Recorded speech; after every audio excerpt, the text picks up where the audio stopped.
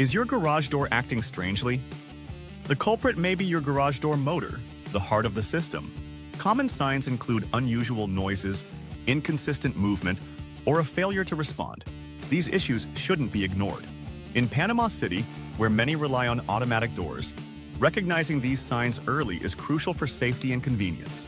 The garage door motor powers the opener, working alongside tracks, springs, and sensors to ensure smooth operation. Strange sounds like grinding or buzzing are early warning signs of a troubled motor. Don't let them go unchecked. If your garage door starts to respond with delays or doesn't move at all, your motor may be struggling. Notice your door moving inconsistently? It indicates a motor losing its strength or miscommunicating with the system. Has your garage door slowed its operation? A shift from 10 to 20 seconds might signal a failing motor. Smelling something burnt or feeling heat from the motor? This overheating can be dangerous and requires immediate attention. For peace of mind, always seek a local professional in Panama City to handle complex garage door repairs efficiently.